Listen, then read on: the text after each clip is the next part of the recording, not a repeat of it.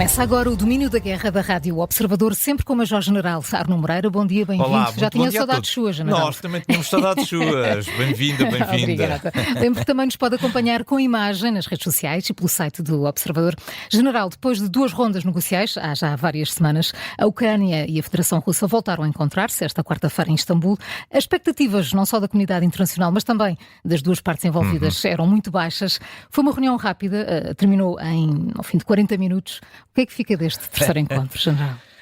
Foi a terceira ronda. Isso também é importante salientar. Sim. Foi a terceira ronda negocial. E as expectativas eram baixíssimas.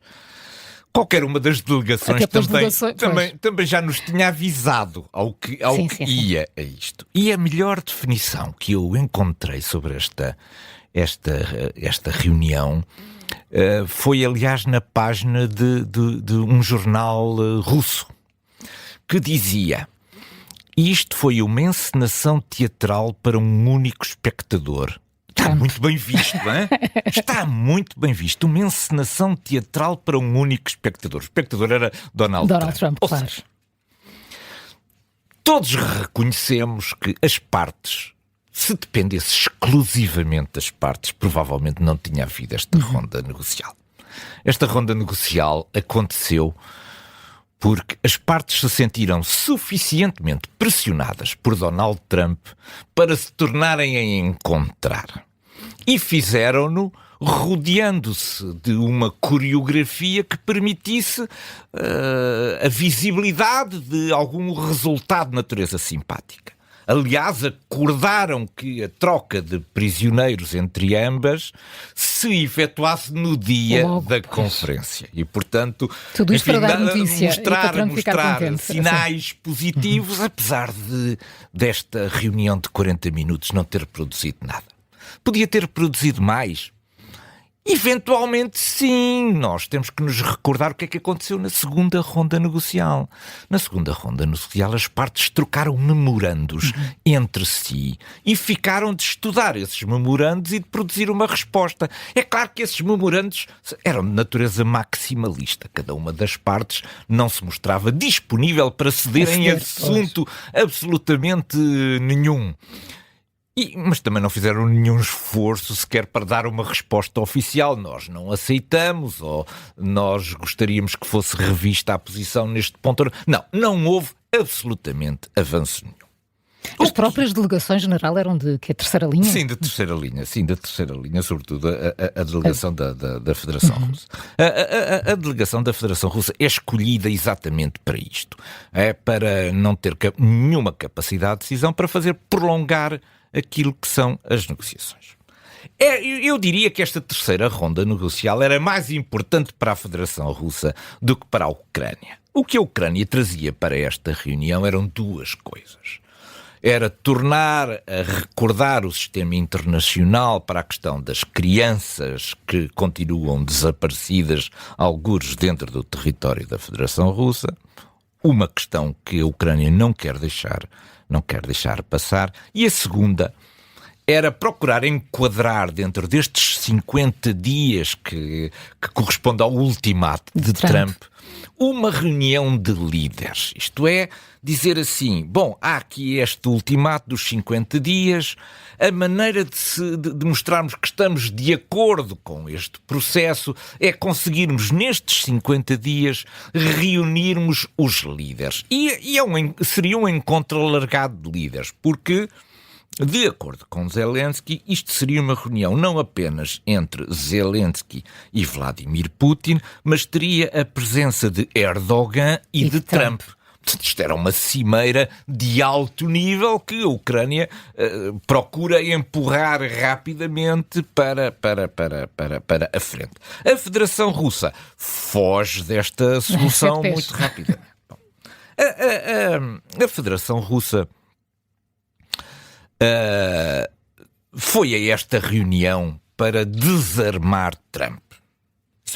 A sua estratégia é: vamos fazer rapidamente, o mais rapidamente possível, dentro deste espaço de 50 dias, já uma primeira reunião para desarmar Trump. Para ele não poder dizer que não estamos a fazer que nada. Não estamos a fazer esforço nenhum. Não! Nós até em 10 dias foram suficientes para organizarmos isto. Só que isto não houve progressos porque, de acordo com a Federação Russa, a Ucrânia está intransigente em capitular perante aquilo que é o poderio militar da Federação Russa. E, portanto, a Rússia gostou desta reunião. Gostou, porque lhe deu um argumento para que, ao final dos 50 dias, Trump esteja desarmado. Isto é, ao final dos 50 dias, Trump pode dizer o quê, na verdade? Se já houve reuniões entre as partes, se o acordo parece difícil entre as partes, Trump vai fazer o quê? Vai-se agarrar a quê? Vai-se agarrar o quê? Trump deve estar já a pensar numa narrativa para, quando acabarem os 50 dias, encontrar aqui uma escapatória para isto. Um papel importante aqui, o papel da Turquia. A Turquia vai ser o grande centro de mediação internacional. Exato, dos vários conflitos. Dos vários conflitos. Isto é, a Turquia é um parceiro indispensável hoje em dia, não apenas nas questões do Médio Oriente, mas sobretudo nas questões do Médio Oriente, mas nesta área toda da Ásia Central e da Europa. Posicionou-se para isso. As suas declarações nesta reunião, aliás, foram extraordinárias. A Turquia está disponível para cumprir as suas responsabilidades para que as partes se consigam entender. E mais, está disponível para avançar com os mecanismos necessários à implementação e à vigilância de um cessar-fogo. Que compromisso, não é? Que compromisso brutal que e falar em responsabilidade. Falar em responsabilidade disto. Portanto, a Turquia tem interesses, certamente, porque tudo o que diz respeito ao Mar Negro e aos acontecimentos e aos equilíbrios políticos, geopolíticos e geoestratégicos no Mar Negro interessam certamente à Turquia, mas a Turquia manifesta um grau de disponibilidade imenso para continuar estas reuniões. Bom, este processo negocial tem um problema. O problema é que não existem formas de pressão sobre os atores. Este é que é o problema. Isto é, por iniciativa das duas partes, Federação Russa e Ucrânia, não vamos chegar a entendimento nenhum. Era preciso alguém que tirasse, um mediador forte, que tirasse de dentro de uma caixa outras soluções. Porque se estamos à espera de chegar a um acordo de paz, isso não vai acontecer. Aquilo que se deveria procurar era o cessar-fogo, dando depois tempo para se encontrar uma solução de paz a longo prazo. Porque se estamos a apostar em que só queremos uma solução de paz, nunca vamos chegar ao cessar-fogo, nem nunca vamos chegar à solução de paz. Portanto, era preciso um mediador aqui. Os Estados Unidos retiraram-se um bocadinho deste papel de mediação. Fazem pressão sobre as partes, mas na verdade era preciso alguém com poder e com entendimento que percebesse o processo, que fosse capaz de retirar da cartola aqui um conjunto de soluções que, não sendo boas para nenhuma das partes, eram pelo menos soluções que permitissem o cessar-fogo. Isso era importante, isso não está a acontecer e a Turquia não tem muito boa vontade, mas não tem capacidade de pressão sobre as partes para descobrir aqui soluções de natureza mágica. Bom, só para terminar este assunto da Ucrânia. A Federação Russa tem uma estratégia que está a desenvolver nesta primavera, verão e agora até ao final do ano, que assenta em 3 direções. A primeira direção é a direção de natureza militar territorial, que é a conquista progressiva de território, vai avançando lentamente, mas tem um efeito de natureza cumulativa. Portanto, vai querer continuar a explorar o efeito de natureza territorial. A segunda orientação estratégica é a estratégia do terror. Isto é, continuar a bombardear os civis ucranianos e as cidades ucranianas por forma a que o seu moral seja afetado e possa retirar consequências políticas, através da população, sobre o apoio político que ela continua a dar a Zelensky. E a terceira linha, que ficou ainda mais visível esta semana, é a linha do desgaste político de Zelensky. Isto é, vai procurar encontrar aqui todos os argumentos, todos os pequeninos detalhes que permitam distanciar Zelensky do apoio dos ucranianos. E, nesse sentido, Zelensky deu um passo em falso esta semana, para o qual teve que já anunciar o passo à retaguarda.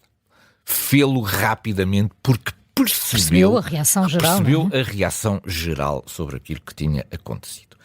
Estas duas agências que, de acordo com uma decisão, aliás, uma decisão esmagadora do ponto de vista de votos no Parlamento ucraniano, julgo que foram 260 votos a favor, 263 contra 13 contra, portanto, do ponto de vista legal, não há dúvida que tinha competências para o fazer. Mas ele não terá lido bem os aspectos de natureza política.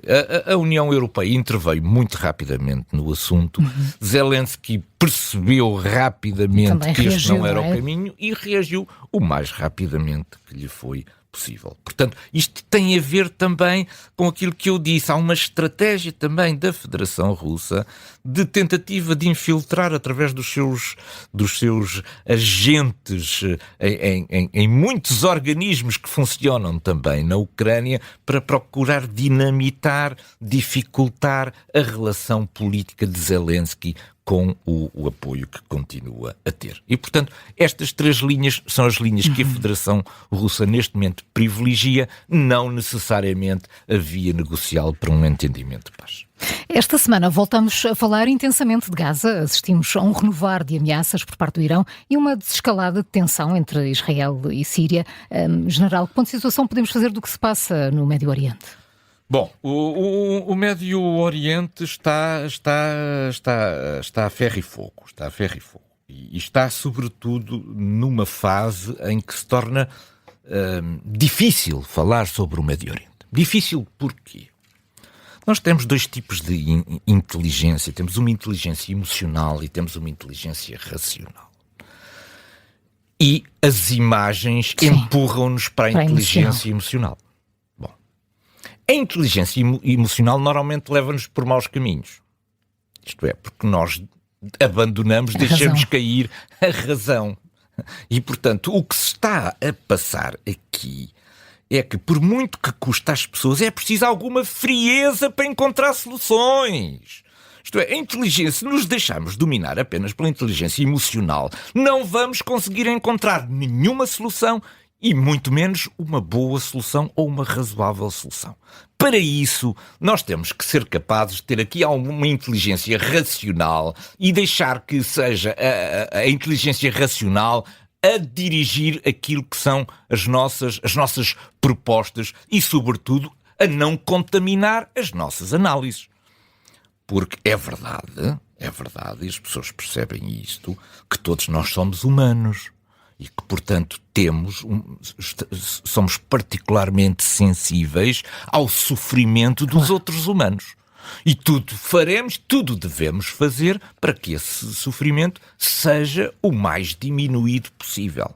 Mas nós também não nos devemos esquecer que nós estamos a ver umas imagens e não estamos a ver as outras. Isto é, nós não estamos a ver os reféns israelitas que estão acorrentados, algures em subterrâneos, há muito tempo. Isto também é uma imagem que também nos choca, só que não há imagens sobre isso. E, portanto, nós temos que ser mais racionais nisto e bastante menos emocionais na procura das soluções. Bom, para haver uma solução de natureza humanitária, é isso que nós procuramos, precisamos aqui de algumas condições para que isso aconteça. Isto é, não é num território em guerra que se conseguem organizar, como nós conseguimos organizar, fundos humanitários, fluxos humanitários sobre campos de refugiados de pessoas que foram extraídas do teatro de guerra. É isso que acontece nas guerras normais. Nas guerras normais há um conjunto de pessoas deslocadas pela guerra que vão para instalações de natureza temporária onde o fluxo normal da ajuda humanitária prossegue. Aqui não, aqui estamos a falar do território. Aqui estamos a falar de um território que está em guerra, onde todos os dias há ações militares conduzidas por Israel e conduzidas pelo Hamas. Este é que é o problema. É como é que nós conseguimos garantir... É que só se fala das coisas num sentido, exatamente. Não é? Como é que nós conseguimos garantir aqui que o sentido de normalidade suficiente para garantir que os fluxos humanitários chegam a tempo e horas às populações que dele necessitam. Portanto, nós devíamos focar, lá está a inteligência racional, em criar umas condições de cessar-fogo. São essas condições que exigem. Isto é, os palestinianos estão prisioneiros de uma situação tremenda. É que o Hamas não quer que isto tenha resolução humanitária nenhuma, porque acha que as imagens que consegue produzir são eficazes na sua luta contra Israel. Portanto, os palestinianos estão a ser sacrificados por aquilo que é Israel, e Israel está a conduzir ações de natureza militar contra o Hamas e, portanto, o foco das suas preocupações também não são as ações de natureza humanitária. Os palestinianos estão abandonados entre os dois atores que se degladiam entre si. E, portanto, onde nós nos temos que focar neste momento é o que é que precisamos de fazer, que pressão precisamos de colocar sobre as partes para que um cessar-fogo seja rapidamente utilizado. E as notícias são péssimas. São péssimas, porque os Estados Unidos e Israel retiraram as suas delegações de Doha, onde, enfim, durante quase 2 semanas, houve um conjunto de tentativas de aproximação. O Hamas está absolutamente inflexível nisto, porque o Hamas sente que está num momento em que consegue produzir imagens suficientemente chocantes para obter benefícios de natureza política. Está a obter benefícios de natureza política à custa do sofrimento da sua população. E, portanto, nós... estamos com péssimas notícias neste momento sobre a situação em Gaza. A situação humanitária é alarmante, deve-nos preocupar a todos. Temos que fazer um esforço para sair da inteligência emocional e procurarmos aqui soluções de natureza racional que funcionem no terreno. E para isso, não podemos deixar de ficar surpreendidos com a posição de França e de Macron. Este é também o grande assunto do dia. Marco Rubio não perdeu um segundo depois de Macron ter anunciado que quer reconhecer o Estado da Palestina. Isto é uma completa irresponsabilidade que serve apenas para a propaganda do Hamas. Palavras de Marco Rubio em reação ao anúncio de Macron. Eu considero isto de uma enorme irresponsabilidade, aquilo que Macron está a fazer. Porque nós nunca devemos apostar numa solução perdedora. Este é que é o problema. É que esta solução não tem pés para avançar, Macron goste ou não goste.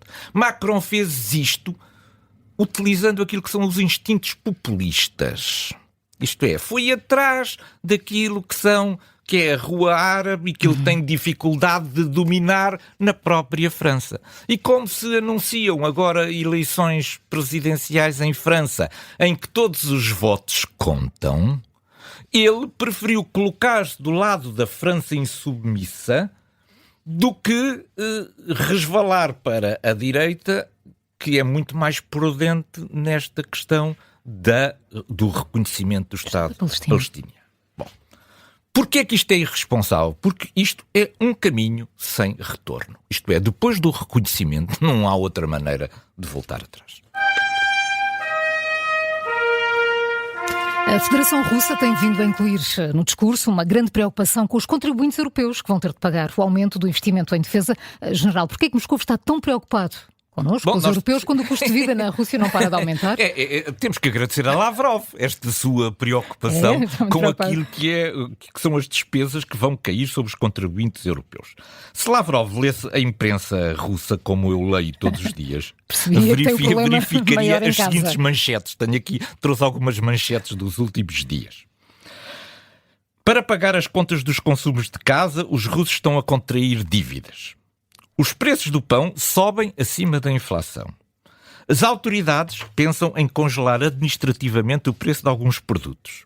E os jornais de ontem diziam: a economia está à beira da recessão e o preço da gasolina vai subir. Portanto, Lavrov pode estar muito preocupado com os contribuintes europeus, mas se ele lesse a imprensa da Federação Russa, tem ali também muita matéria com que se preocupar.